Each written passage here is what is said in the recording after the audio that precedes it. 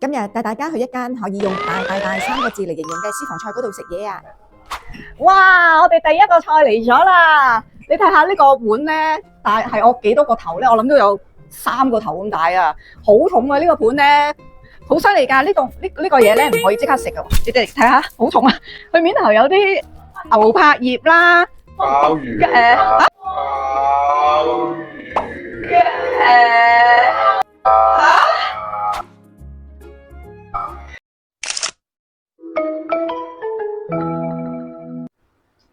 Hello， 大家好，歡迎收睇呢個頻道，我係你哋嘅主持人 Angela 安琪兒。大家千祈唔好怪我見識少啊，因為呢度差唔多每一道菜都會俾到驚喜你。呢一個蝦碌片段只係啱啱開始咋。呢間餐廳有咩大？第一，佢嘅食物份量非常之大；第二大就係為咗配合食材，佢嘅擺盤都非常之巨型。佢有啲餸菜個擺盤大到我直頭唔敢攞起嚟影相啊，因為我好驚重到會跌咗落地啊。喺呢個世代要吸引年輕人，個 gimmick 一定要夠大。喺呢度每一個餸菜都可以令到在座嘅年輕人不停攞個電話出嚟影相打卡，非常之興奮。你就知道佢個 gimmick 有幾大啦。我諗依家大家淨係睇相都已經覺得好吸引，但係我想話俾你哋聽，現場當侍應攞呢啲餸菜入嚟嘅時候，每一道菜都令到我哋哇哇聲喺度尖叫啊！你就可以想象到嗰個震撼力係有幾大啦。我諗你哋已經睇到流晒口水，依家唔講咁多，即刻同你哋介紹下啲食物先。大家喺片頭見到呢一個餸菜係第一個上嘅菜，叫做糖灼鮑魚。呢個套餐其實我之前已經食過。點解我會以為面頭嗰啲係牛柏葉？因為呢排天氣凍，成日去打邊爐，所以見到個火鍋再加埋黑色一條條嘅嘢，潛意識我就認定咗佢係牛柏葉啦。其實佢嘅真身係鮑魚邊嚟㗎，因為佢哋用嘅係新鮮游水嘅南非鮑魚，所以大家睇下佢個鮑魚底係青色嘅，食落去真係好彈牙爽口，個口感絕對唔係嗰啲急凍或者罐頭鮑魚可以媲美。呢個菜會跟埋一個湯底俾你。個湯用咗金華火腿、雞同埋赤肉，赤肉即係靚嘅豬肉，所有材料加埋一齊煲大約5個鐘。店員會首先灼咗嗰啲鮑魚俾你哋食，跟住會俾你哋飲嗰啲湯嘅精華。飲完湯再灼埋下面嗰啲芽菜俾你哋食。所有食材我冇點過任何醬汁，因為對我嚟講呢啲食物嘅鮮味就係最好嘅味道。呢一個橙味酒杯帶子，大家睇下畫面係咪覺得好賞心悅目呢？佢啲沙律菜好新鮮，食落去係 top 聲。嗰粒帶子面頭係煎過嚟，食落去脆卜卜。再加埋佢哋用橙做咗一個汁，淋咗喺個帶子上面，食落去真係好醒神啊！一般嘅蝦多士，大家可能成日都會食，但係龍蝦做嘅多士，你又有冇食過呢？淨係睇相，可能你會覺得個賣相好靚，好吸引。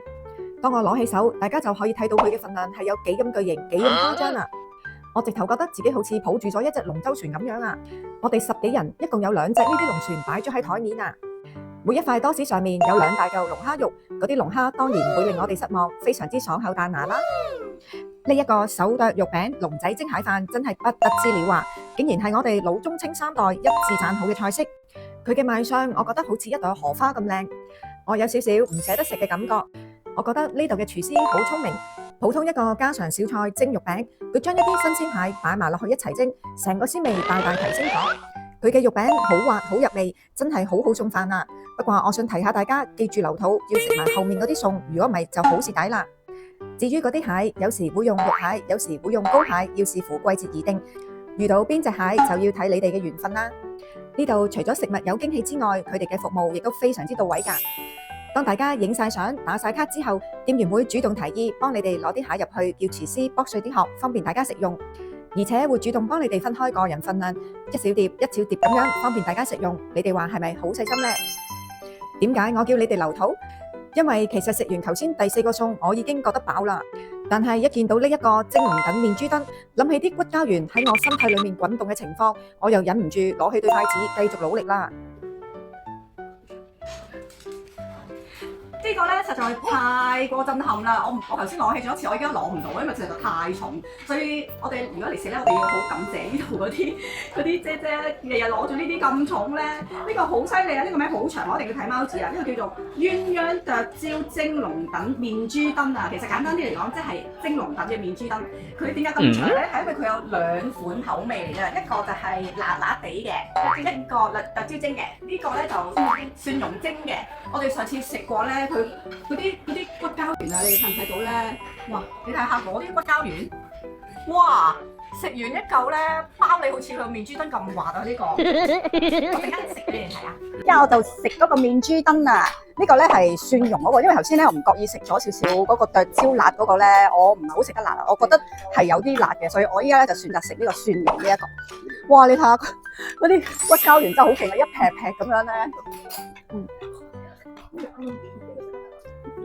除咗一個滑字咧，其實我都唔知點樣形容。跟住呢一個秘製炸乳鴿，你有冇諗過普通一隻乳鴿個擺盤可以靚到咁樣？我覺得真係靚得太過分啦！呢個乳鴿嘅 size 有我一隻手掌咁長，應該係中鴿。上台嘅時候佢係1開2，作為一個港女，我自己就覺得如果可以1開4嘅話，我哋食起上嚟就會方便一啲。職員都好細心，會跟埋手套俾你揸住嚟食。呢個乳鴿絕對係高質素。因為佢啲肉好滑，一啲都唔乾，而且仲有好多肉汁鎖住咗。但係個皮，我覺得可以再脆一啲。因為之前呢條影片裏面我介紹過呢一個玻璃乳鴿，啲皮係脆到砰砰聲㗎，所以一有比較之下，呢一個乳鴿就去唔到我嘅第一位。呢一個金湯燴千絲，佢個湯底係南瓜湯，佢裏面有萵筍絲、娃娃菜絲同埋粉絲。之前食咗咁多濃味嘅嘢，依家食翻一個咁清甜嘅菜式，我覺得個口感好舒服。食咗咁多嘢，大家可能已經飽到有啲呆滯滯。呢個時候嚟咗一個非常之有儀式感嘅菜式，俾大家一齊凍起來。哇！呢個好重啊！呢個海鮮炒麵好勁啊！個碟我諗有20磅都有啊，應該。哇！你睇下呢個麵咧係跟埋個鎚嚟啊！我依家嚟啦，等我睇我邊，剝開下裏面有啲乜嘢先。哇！跌咗隻蝦，其實係裏面係冇嘢嘅，係中空嘅裏面，睇下係一個蓋嚟㗎。但係我覺得個廚師好勁，應該係喺個鑊嗰度炒好咗咧，成個鑊吸落去咯。我覺得，如果唔係冇可能做到中空。佢咧面頭咧有好多海鮮嘅，你睇下隻蟹都係原隻咧，成隻蟹啦，跟住咧。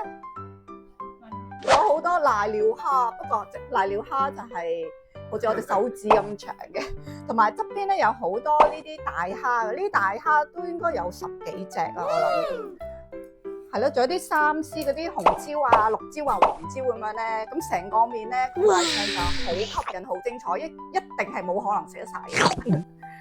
喺呢度食飯絕對係冇冷場㗎，去到呢個位，雖然我哋已經飽到個個都捧住個肚。但係當嗰個壓軸甜品一出場嘅時候，房裏面嘅尖叫聲真係不斷咁樣湧出嚟啊！呢個時令拔絲嘅出場絕對係全晚嘅高潮位，因為佢淨係高度都應該有2-3尺高，面頭係金碧輝煌、閃靈靈，同埋有啲玫瑰花瓣喺裏面。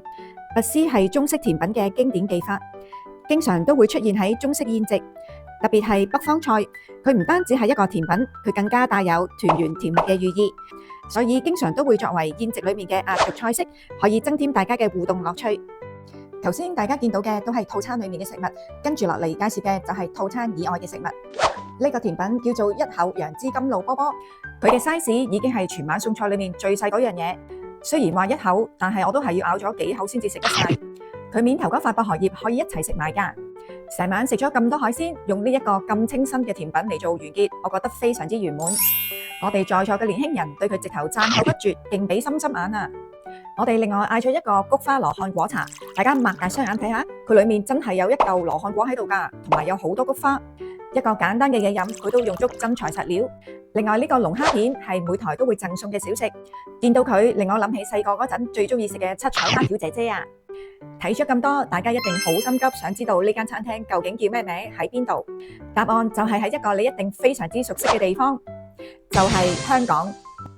呢一間叫做3A 廚房，佢嘅地址同埋預訂方法可以參考畫面上面嘅資料。呢間私房菜全部係用包房形式，私隱度相對大大提升咗。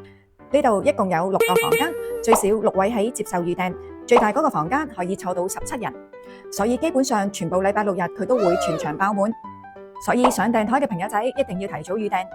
呢度嘅套餐有一啲係恆常套餐，有一啲係每4-5個月會換一次嘅特別菜單。我哋今日食嗰個套餐就係呢一個套餐，600幾蚊一位，唔知大家覺得抵唔抵呢？最初真心我係覺得有啲貴，但係食完一次之後，我又師奶底上身，因為呢度差唔多全部菜式都係用新鮮游水嘅海鮮。一家人如果出去食一個海鮮餐，要有獨立包房。要有咁樣嘅份量、質素、環境同埋服務，每人幾百蚊真係搞唔掂。同埋我幫大家準備咗一啲優惠攻略，就係去佢哋嘅 Facebook 嗰度 like 咗佢哋個 page， 買單嘅時候就可以全單免加一，同埋免開瓶費同埋免切餅費。同埋我幫呢個頻道嘅朋友仔爭取咗一個特別優惠啊！大家預訂嘅時候只需要出示畫面上面嗰個優惠碼，每台就可以免費獲贈一個非常之特別嘅菜式口水西瓜一份。呢個菜式口感好特別，亦都係非常值得一試。今時今日，一間餐廳要做到經常爆滿，一台難求。我覺得除咗食物質素之外，大膽創新絕對係重點。呢間餐廳可以做到咁多堅力效果，唔知會唔會因為佢哋嘅老闆同埋廚師都好年輕嘅關係呢？要揾到一間餐廳可以滿足晒3代同堂嘅需要，實在唔容易。老人家喜歡呢度新鮮嘅食材、出色嘅主工；年輕人喜歡呢度創意無限，可以俾佢哋盡情打卡。至於我哋點解喜歡，如果你都係呢份三文治中間嗰塊火腿嘅話，我諗你應該都會明白。今日嘅分享就嚟到呢度，喜歡嘅朋友仔記住訂閱、分享同埋讚好啦！我哋下期再見，拜拜。